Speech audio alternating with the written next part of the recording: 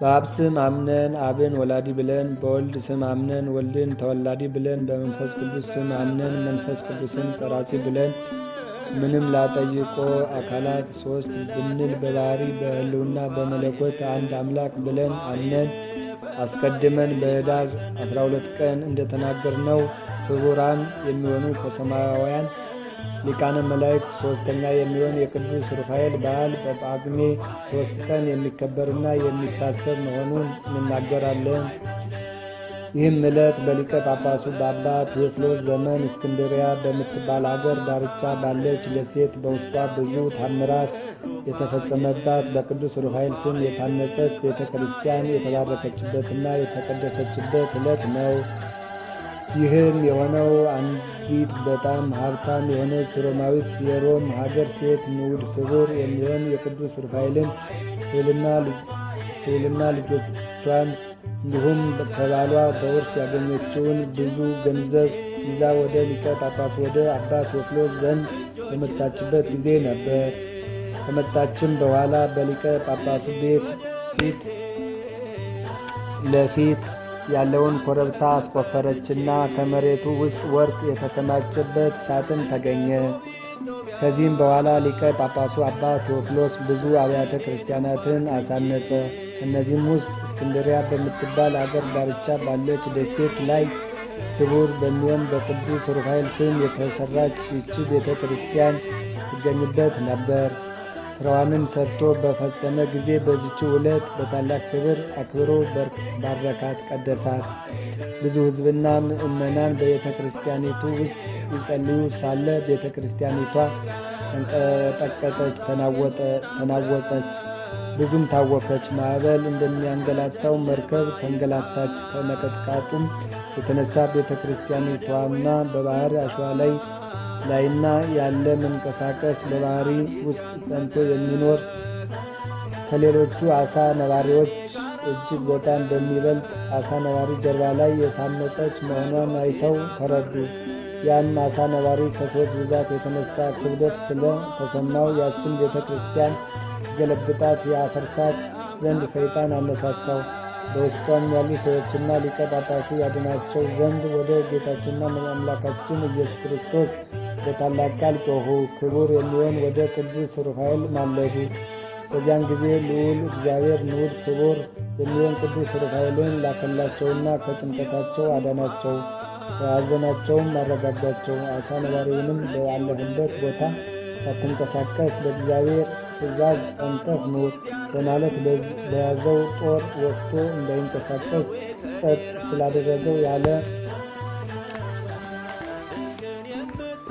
ምንም መንቀሳቀስ ባለበት ቦታ ጸጥ ብሎ ቆመ። ከዚያም ጊዜ ጀምሮ በዚች ቤተ ክርስቲያን ብዙ ድንቅ ታምራት ሲደረግባት፣ ሕሙማን ከደዌያቸው ሲፈወሱባት ቆየ።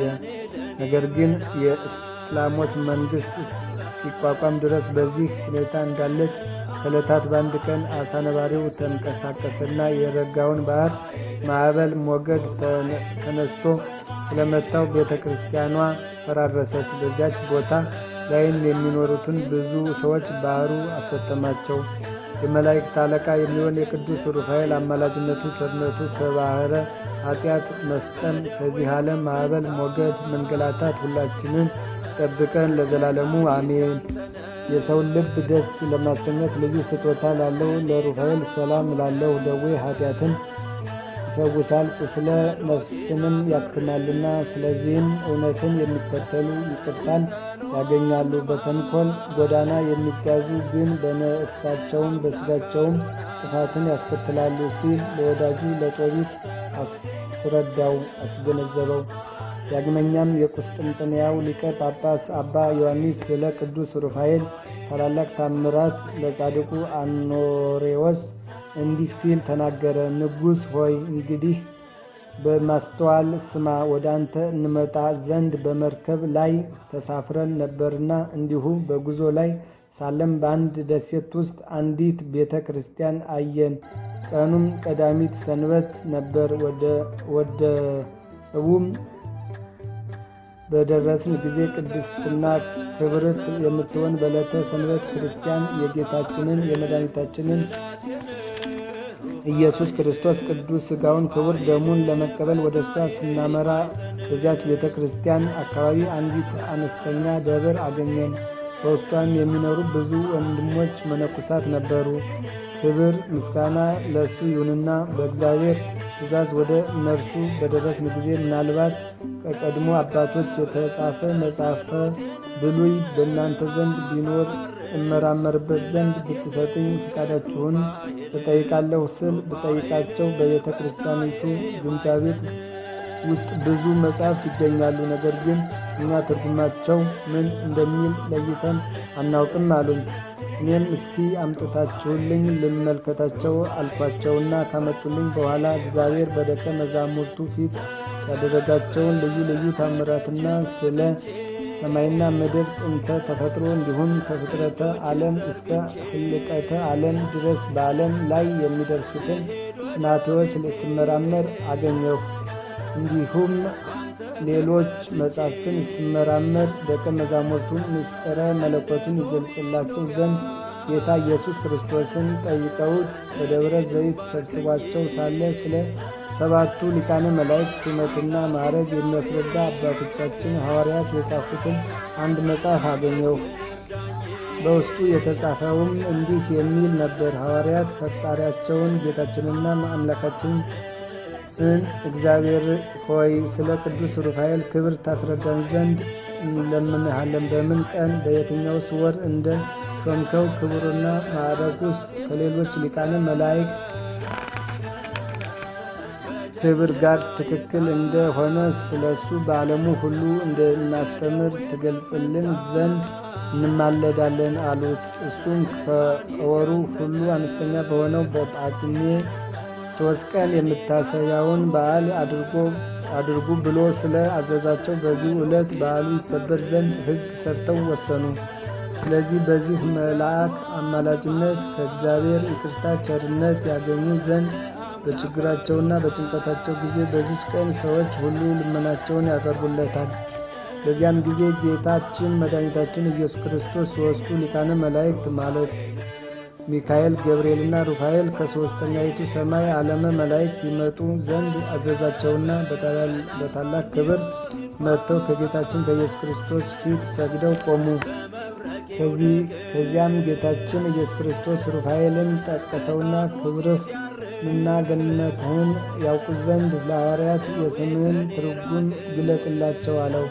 የመላእክት አለቃ ቅዱስ ሩፋኤልም ለሐዋርያት የኔ ስም ሩፋኤል ነው፣ ትርጓሜውም የዋህና ሰውን አስደሳች ማለት ሲሆን ማዕረጌም ከሊቃነ መላእክት 3ኛ ማዕረግ ነው። የመላእክት ሁሉ አለቃ ሚካኤል ግን ከቀድሞ ጀምሮ የመላእክት ሁሉ የበላይ አለቃ ነው። ትርጓሜውም ይቅርታ ባይና ኢየሱስ ድንቅ ማለት ነው። ዳግመኛም የመላእክት አለቃ ገብርኤል አስቀድሞ የጌታችንን የኢየሱስ ክርስቶስን ከቅድስት ድንግል ማርያም መወለድ ያበሰረ ስለሆነ አምላክ ወስብእ እየተባለ ይጠራል።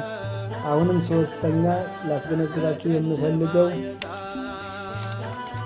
የኔ ስም ሩፋኤል ሲሆን ይኸውም የዋህ ቸር ይቅር ባይ ማለት ነው። ኃጢአትን ስለበደላቸው ወደ እግዚአብሔር አላሳጣቸውምና አላሳቅላቸውም። ነገር ግን ስለ የዋህነቴና ስለ ማዳኔ የሰውንም ልጅ እጅግ ስለ መውደዴ ከኃጢአታቸው የተመልሰው ንስሐ ይገቡ ዘንድ በዘመን ላይ ዘመን እጨምርላቸዋለሁ፣ አስፈጻሚ መላእክትንም እልክላቸዋለሁ። እኔ ሩፋኤል እግዚአብሔር በ23ቱ ነገደ መላእክት ላይ የሾመኝ የመላእክት አለቃ ነኝ። ስለዚህም እግዚአብሔር አብንና ይቅር ባይ የሚሆን ልጁን ኢየሱስ ክርስቶስን ከኃጢአት የሚያነጻ የባሕሪ ሕይወቱ የሚሆን መንፈስ ቅዱስንም አመሰግነዋለሁ። ጌታ ኢየሱስ ክርስቶስን በደብረ ጽዮን ከደቀ መዛሙርቱ ጋር በዙፋኑ ላይ ተቀምጦ ክብር የተመላበትን እውነተኛውን የሕይወት ጽዋ ለቅዱሳኖቹ ባዘጋጀላቸው ጊዜ መልካሙንና በጎውን ሰማያዊ መጠጥ አድላቸው ዘንድ እግዚአብሔር ያዘዘኝ እኔ ሩፋኤል ነኝ። በዚች የደስታና የሕይወት ቀን በሆነች በዛሬይቱ ዕለት ሕይወትን የምታሰጥ ከሆነች ከዕፀ ሕይወት አጽቅና እንዲሁም የጽጌረዳ አበባና ዘንባባ ለክርስቲያኖች አበረክትላቸው ዘንድ እግዚአብሔር ያዘዘኝ እኔ ሩፋኤል ነኝ። ሰማያውያን መዛግብት ከስልጣኔ ስር የሆኑና እነሱንም እግዚአብሔር ባዘዘ ጊዜ ልክፈታቸውና ልዘጋቸው ስልጣን ያለኝ እኔ ሩፋኤል ነኝ። እንደ ሌሎቹ የስልጣን ጓደኞቼ ሊቃነ መላእክት ሁሉ እግዚአብሔር በሾመኝና በአከበረኝ በዚች በጳጉሜ 3 ቀን አንዱ ሰው በችግር ላይ ያለውን ሰው በእኔ ስም እርዳታ ቢያደርግለት ወይም መጽሐፍ ቢጽፍና በእኔ ስም ከቅዱሳን ለአንዱ መታሰቢያውን ቢያደርግ እንዲሁም የስሜ መታሰቢያ በሆነችው በዛሬቱ ዕለት ለቤተ ክርስቲያን ጧፍ፣ ዕጣን፣ መባ የሚያገባ ኢየሩሳሌም ሰማያዊት እስኪገባ ድረስ በብርሃን ሰረገላ አሳፍሬ ሸኘዋለሁ። በምድር ላይ ፈጽሞ ምሳሌ የማይገኝለት ሽታው እጅግ በጣም ጣፋጭ የሆነ የሽቱ አበባ እጥፍ በእጁ አበረክትለታለሁ። እናንተ እግዚአብሔር የመረጣችሁ ሐዋርያት ሆይ በዚህ ዓለም ስብከተ ወንጌልን አስፋፍታችሁ ወደ እግዚአብሔር መንግሥት እስክትጠሩ ድረስ ሁልጊዜ እጠብቃችሁና እራዳችሁ ዘንድ ከእኔ የምትፈልጉትን ሁሉ ጠይቁ። አሁንም በዚህ ዓለም ያሉ ሰዎች መታሰቢያዬን ያደርጉ ዘንድ አስተምሯቸው ወይም ንገሯቸው። ስለ እነሱ ወደ እግዚአብሔር እማለዳለሁ፣ ከችግራቸውና ጭንቀታቸው አድናቸዋለሁ። በሰማይም የስቃይና የኩነኔን ቦታ ፈጽመው አያዩምና አላቸው። ይህንንም ካላቸው በኋላ መልአኩ ቅዱስ ሩፋኤል በእግዚአብሔር ፊት ሰገደ። እንግዲህ ይህ ሊቀ መላእክት ቅዱስ ሩፋኤል ያደረጋቸው ታምራት እጅግ ብዙ ስለሆኑ እኛም መታሰቢያውን በዓል ሁልጊዜ ማድረግ ይገባናል። እሱ ስለኛ ወደ እግዚአብሔር ይለምናል ይማለዳልና። የቅዱስ ሩፋኤል ጸሎቱ፣ በረከቱ፣ አማላጅነቱ ለሁላችን ይደረግልን እስከ ዘላለሙ አሜን። በድንግል ደመና መጎናጸፊያ ተጎናጽፎ ከላይ ለመጣ ቃል ምሳሌው ለሚሆን ለመልከ ጸዲቅ ካህን ሰላም እላለሁ። ጠቢባን ወይም አዋቂዎች ታሪኩን እንደጻፉት ለአዳም ሥጋ ማረፊያ ይሆን ዘንድ ከተዘጋጀበት የመቃብር ቦታ የዚህ ካህን ማረፊያው ወይም መኖሪያው ከዚያ ነው። የሳይንስ አዋቂዎች የሆኑ በጥሊሞስ እንደሚሉት በአንድ ዓመት ካሉት ቀናት ውስጥ 3 ሰዓት ትርፍ ይገኛል። እኒህም ሰዓታት በየ4 ዓመት ሲደመሩ 6ኛይቱን የጳጉሜን ቀን ያስገኛሉ። በዚችም ዕለት ያረፈ የሞተ መልካም ዕረፍትን ይሆንለታል በእውነት ያለ ሐሰት። ወስብሐት ለእግዚአብሔር። ይቆየን።